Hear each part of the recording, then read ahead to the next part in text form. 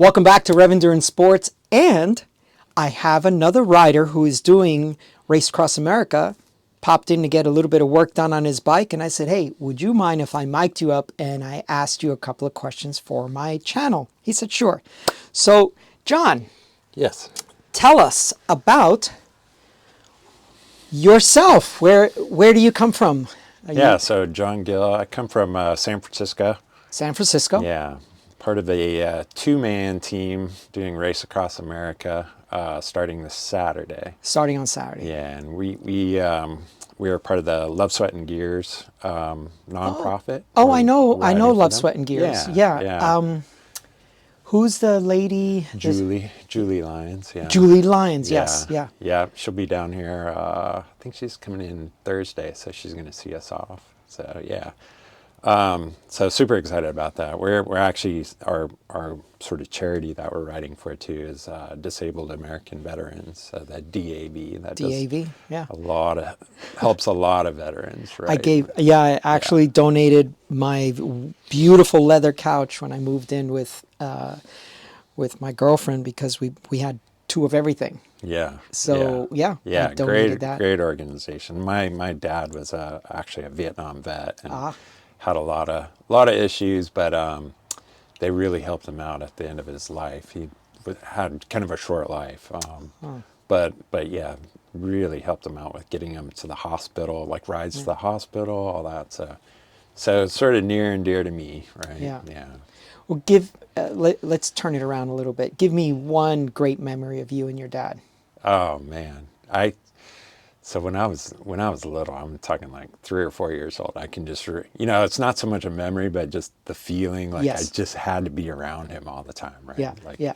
And so, and he really liked working on cars. He had an old pickup hot rod and was always working on that. So I'd crawl under there and he'd tell me to hand him the screwdriver. Yeah. And of course I didn't know what I was doing, but he made it seem that like shiny thing really over there, son. Yeah. So, yeah, those are probably some of my favorite moments. Yeah. Funny. I have those memories of working on cars with my dad and being underneath doing the brake bleed. Yeah. And then, he'd say, push the pedal. And I'd push it. And then he would, turn I guess the whatever on the brake line down underneath. Right. Okay. So 2-person team. Tell me about your partner. Yeah, so my partner is Bill Engel. He's actually coming in from Minnesota. He lives in northern Minnesota, and he and I actually went to high school together. Oh, so, yeah, how cool is high this? School buddies. Yeah. Did you play sports together in high school? Yeah, we were both basketball players. Yeah. He's actually a college basketball coach. That's his job. Yeah. So he's headed down. He should be here tomorrow sometime. Okay, so tomorrow is Tuesday for those watching the video. Yeah. Tuesday, which means you launch out in about 5 days, Saturday? Yeah, we launch out Saturday. The soloist will start on Wednesday. Okay. Right, and so they're doing all their meetings and check-ins today and tomorrow. Right. And then we sort of do all that Thursday and Friday. We're checking in Friday morning. Okay, all right. And then we push off 12:01 on Saturday. Okay. Yeah, 12:01. Yeah.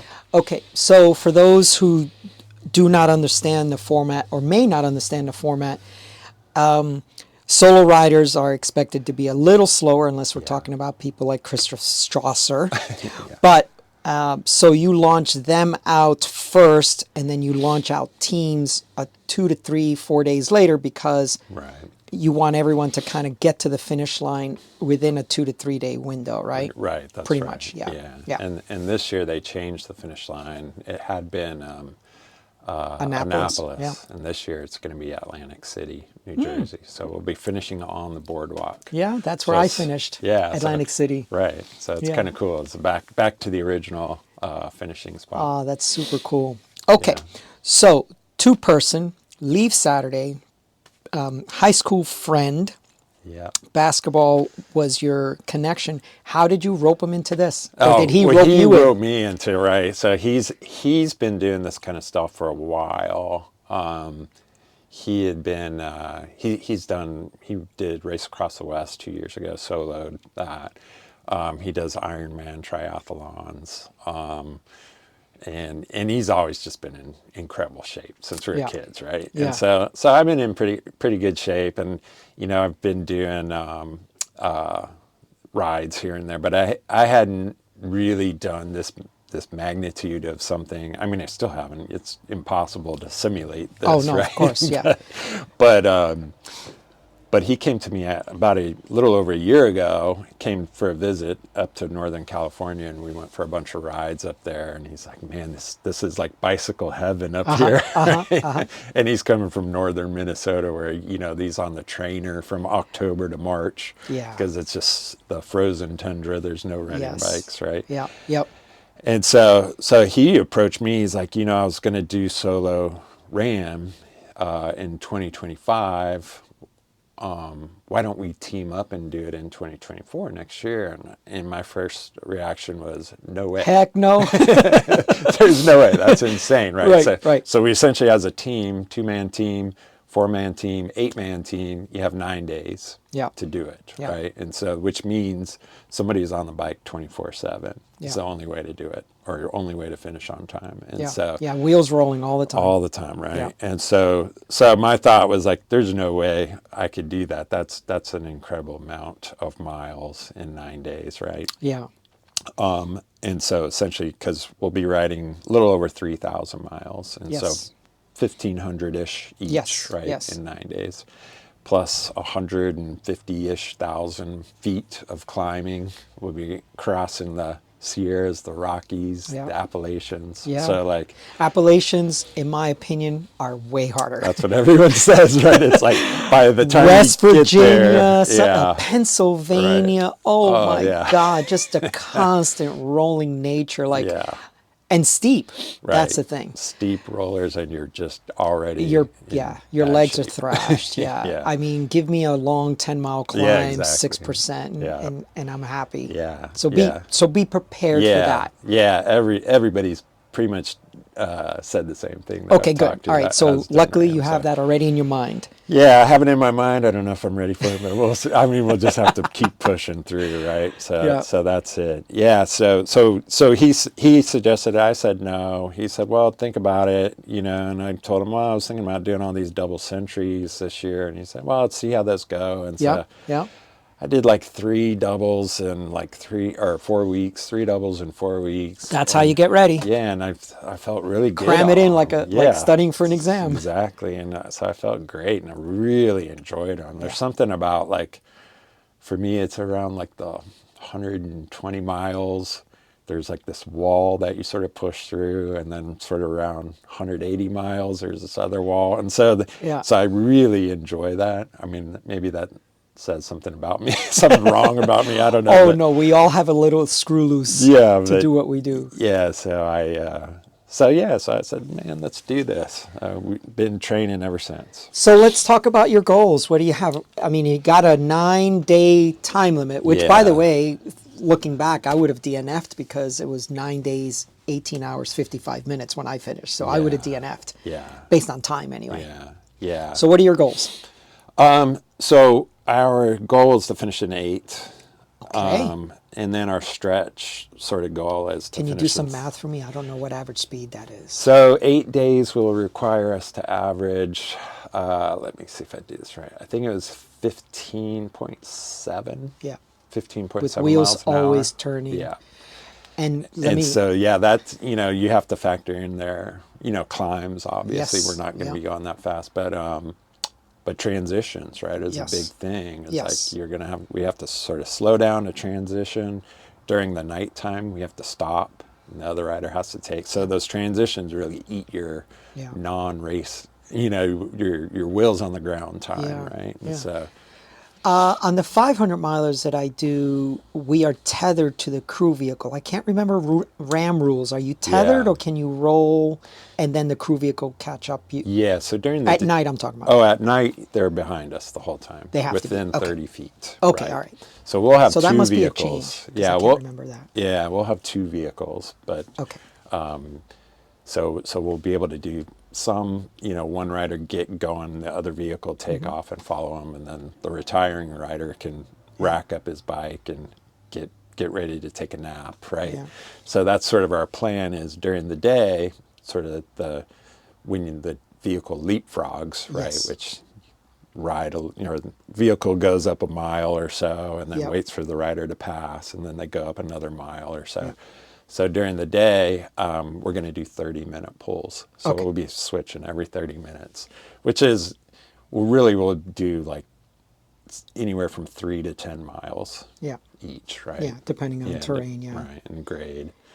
Either one of you better in the heat than the other? I mean, he's from Minnesota, so Yeah, we would say no. We're bad, right? We're bad. Yeah. I did a bunch of training 2 weekends ago. It's down in Palm Springs. Yes, good. Running and biking down there. So Good. just trying to get a little little acclimation, but I don't know. We're just gonna have to, go through it. Yeah. But I think the important thing is, we could also do 15-minute pulls if Yes. it's like 120 degrees or something. Right.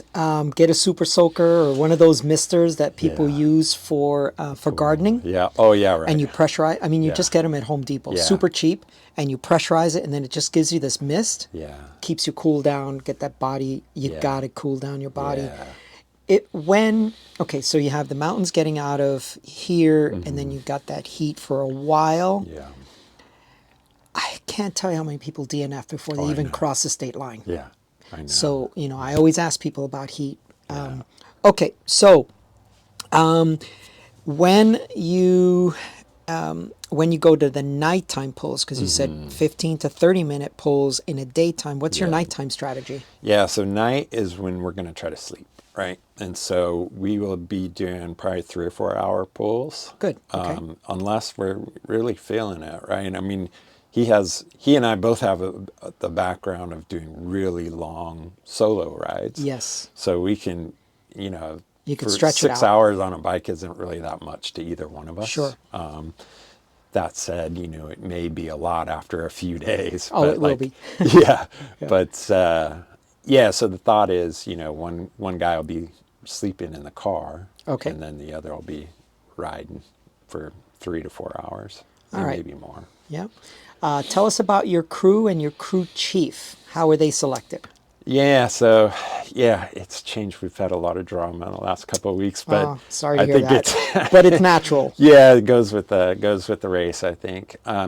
So our original crew chief was actually our basketball coach from high school. Oh my Yeah. God. Who we both have this really great relationship. Dude, that is so with. awesome to Yeah. hear. But unfortunately, he's dealing with some health issues, and Right. so he had to drop out sort of a few weeks ago. So it was kind of a scramble. Bill found another guy who's never done anything like this, right? So total rookie.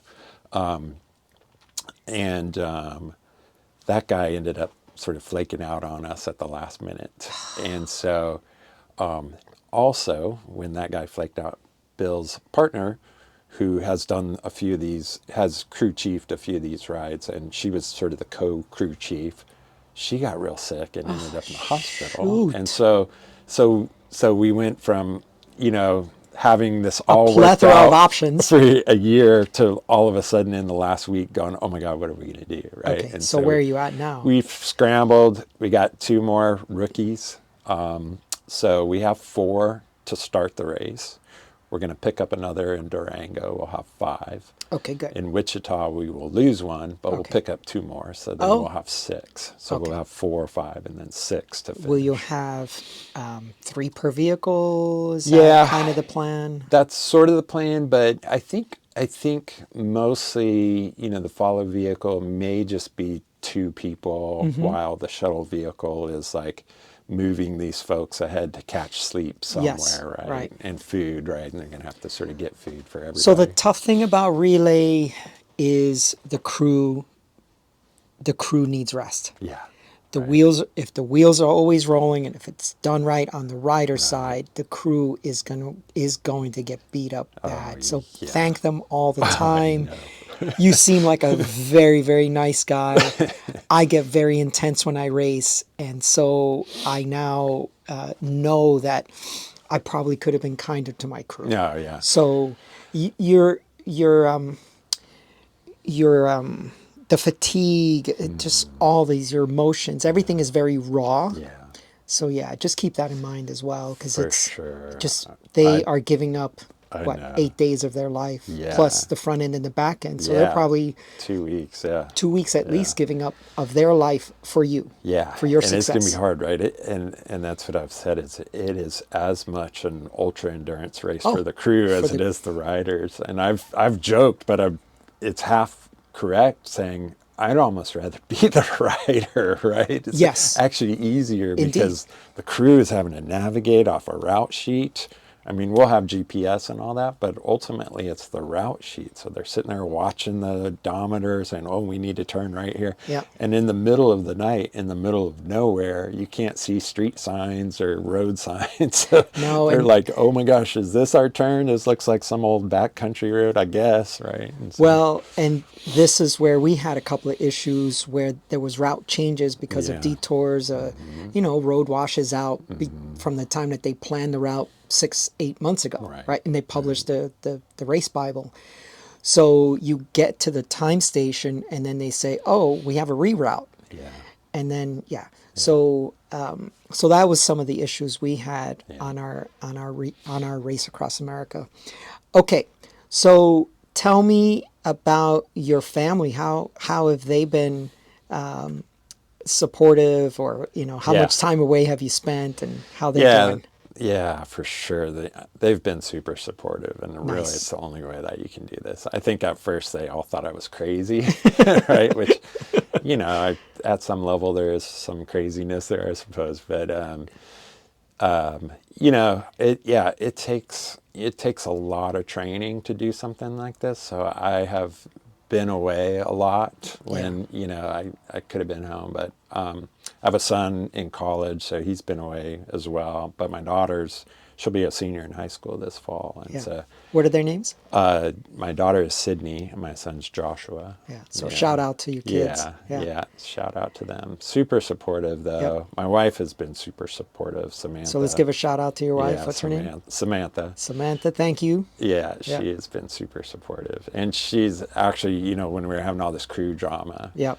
that was part of it. She's like, well, I'll jump in. We'll just jump in and make sure Nice. this thing happens, right? That she had your back. Yeah, she had both our backs because Has she known Bill all this time Yeah, too? we actually all went to high school together.